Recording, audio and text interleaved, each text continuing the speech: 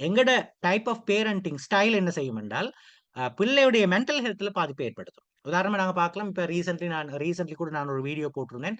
இந்த பிபிடி சம்பந்தமாக, போர்டர்லைன் personality disorder சம்பந்தமாக. போர்டர்லைன் பெர்சனாலிட்டி டிஸார்டர் என்ற மாதிரியான நோய் பிரச்சனைகள் வரத்துக்கான அடிப்படை காரணங்கள் உண்டு என்னென்றால், அதுல ஒரு காரணம் சொல்றாங்க. ஒரு பேரண்டோ அல்லது பேரண்ட்ல 2 பேரோ, ஒரு ஒரு பேரண்ட்ல ஒருவரோ அல்லது இருவரோ, அந்த பிள்ளைக்கு தேவையான லவ், கேர் அண்ட் அஃபெக்ஷன்ல ஏதாவது குறைபாடு விட்டாங்கள் என்றால், அதுவும் ஒரு முக்கியமான காரணம் அந்த புள்ள ஃபியூச்சர்ல போர்டர்லைன் பெர்சனாலிட்டி டிஸார்டர் மாதிரியான பிரச்சனைகள ஃபேஸ் பண்றதுக்கு அப்படின்னு சொல்லி ஒரு காரணம் சொல்றாங்க. ரைட்.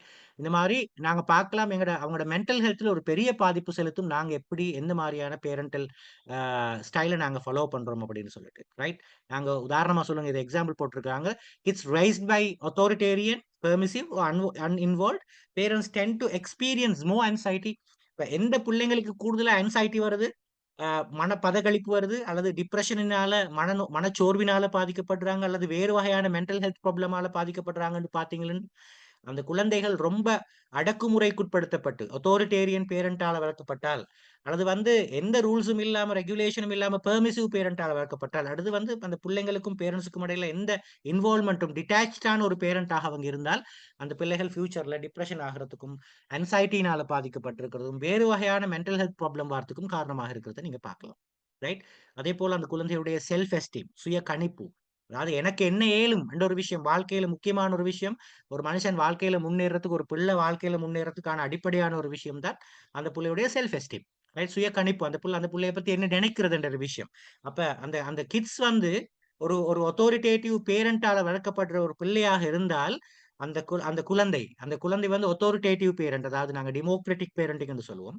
அப்படியான ஒரு பேரண்டால வளர்க்கப்பட்ட ஒரு குழந்தையாக இருந்தால், நிச்சயமாக அந்த குழந்தைக்கு அ அந்த அந்த அந்த குழந்தைக்கு செல்ஃப் எஸ்டீம் இருக்கும். ரொம்ப ஸ்ட்ராங்கா இருக்கும்.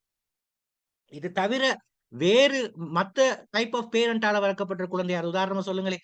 அடக்குமுறைக்குட்படுத்தப்பட்டு வளர்க்கப்படுற குழந்தைகள். அதாவது உங்களுக்கு ஒண்ணும் தெரியாது. நாங்க சொல்றத நீங்க கேளுங்க. உங்களுக்கு ஒண்ணும் விளப்பம் இல்ல என்று சொல்லி வளர்க்கப்படுற ஒரு பேரண்டிங் ஸ்டைல்ல வளர்க்கப்பட்ட ஒரு புள்ளையாக இருந்தால், அது அந்த புள்ளைக்கு சரி பிழைய சொல்லிக் குடுக்காம ரொம்ப ஃப்ரீடம் குடுத்து எந்த ஒரு ரூல்ஸ் அண்ட் ரெகுலேஷனும் இல்லாம, கண்டிஷன்ஸ் இல்லாம வளர்க்கப்பட்ட ஒரு பிள்ளையாக இருந்தால், அது பேரண்ட்டுக்கும் பிள்ளைக்கும் இல்ல ரொம்ப அட்டாச்மென்ட்டே கிடையாது. டிட்டாச்டான ஒரு பேரண்டா இருக்கிறாங்க.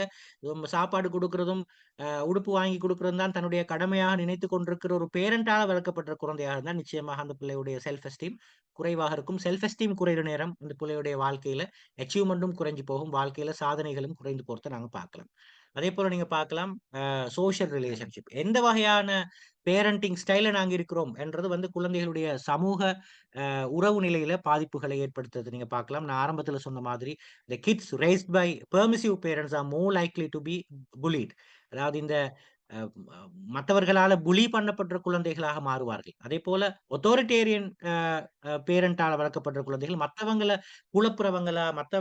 புலி பண்றவங்களாக மாறுறதாக நாங்க பார்க்கலாம். ரைட். இந்த சோசியல் ரிலேஷன்ஷிப்புக்கும், பேரண்டிங் ஸ்டைலுக்கும் இடையில நிறைய சம்பந்தம் இருக்கிறது. அதேபோல நீங்க பார்க்கலாம், இந்த அடல்ட் ரிலேஷன்ஷிப். அவங்க ஃபியூச்சர்ல அவங்க ஒரு மேரி பண்ற நேரம், அல்லது மேரி ப மேரி மேரி பண்ற நேரம் அவங்களுக்கு எந்த பேரண்டால வளர்க்கப்படுறவங்க என்றது நிச்சயமாக அவங்களோட மேரிட்டல் ரிலேஷன்ஷிப்லயும் நிறைய பிரச்சனைகள் ஏற்படுத்துறத பார்க்கலாம் நீங்க. ரைட். இப்ப எமோஷனல் அபியூஸா இருக்கலாம். இந்த மாரியான விஷயங்கள் நடக்கிறது நீங்க பார்க்கலாம். பெரும்பாலும் அத்தாரிட்டேரியன் பேரண்டால வளர்க்கப்படுற குழந்தைகள் மத்தவங்களோட எமோஷன்ஸ அ புரிஞ்சு கொள்றதுல நிறைய சிக்கல் இருக்கும். ஏன்னா அவங்களும் அந்த மாரியான ஒரு ஸ்டைலுக்கு மாறிருவாங்க. இதனால நிறைய எங்கட பேரண்டிங் ஸ்டைலுக்கும், அவங்களோட குழந்தைகளுடைய வாழ்க்கையிலயும், அவங்களோட கல்வியாக இருக்கலாம், அல்லது அவங்களுடைய மென்டல் ஹெல்த்தா இருக்கலாம், அவங்களோட செல்ஃப் எஸ்டீமா இருக்கலாம், சோசியல் ரிலேஷன்ஷிப்பா இருக்கலாம், அடல்ட் ரிலேஷன்ஷிப்பா இருக்கலாம். அவங்களுக்கு என்ன நடக்கும் அப்படின்னு சொன்னால், நெறைய பிரச்சனைகளை உண்டு பண்றது பார்க்கலாம்.